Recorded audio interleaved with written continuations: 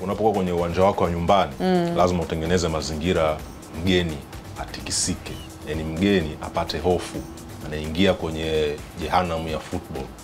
Kupe mfano mzuri, timu za Uturuki, Fenerbahce, Galatasaray ambao siku ya leo anacheza na Liverpool kwenye mchezo wa Champions League, nategemea kuona Liverpool akihangaika kwa sababu ule uwanja ni mgumu. Katika viwanja vigumu Ulaya ni mgumu kwa sababu ya atmosphere ya mashabiki. Kwa hiyo afisa habari wa Mbeya City hapa nadhani yuko sahihi kuweka hayo mazingira namna hiyo, kwa sababu ni uwanja ambao ni mgumu.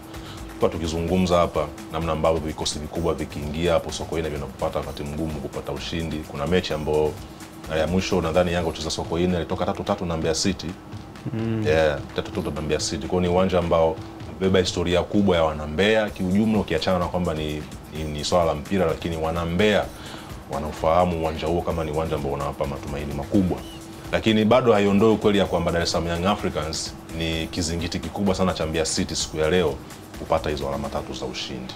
Kwa sababu ya utofauti wa ubora uliopo baina ya vikosi viwili, lakini zipo talent katika timu ya Mbeya City ambazo wana Mbeya wenyewe wanajivunia kuwa nayo. Kuna kipaji kinaitwa Willy Mwani kama jina lake silikosea vizuri, ambaye wanaamini ni mchezaji ambaye anaweza akawapa vitu vikubwa sana siku ya leo. Sio mbaya, kwa sababu tunahitaji pia hata hizi timu za madaraja ya katikati au madaraja ya chini ziwe na majina au wachezaji ambao wanaweza wakiingia nao uwanjani wanahesabu angalau 20% au 30% za kupata chochote kitu dhidi ya kikosi kikubwa. Lakini nikumbushe tu kwamba Yanga katika michezo mitatu tu ya mwisho hapa amepata magoli 7 na hajafungwa goli hata moja. Kwa hiyo wakati Mbeya City wanaweza kuwa na wachezaji 2 ama 3 ambao watakuwa na usumbufu siku ya leo, watambua kwamba mtana na timu ambayo imepata clean sheet kwenye mechi 3 na timu ambayo inafunga mabao mengi, mabao 7 kwenye mechi 3, maana yake ni wastani wa mabao 3 kila mechi.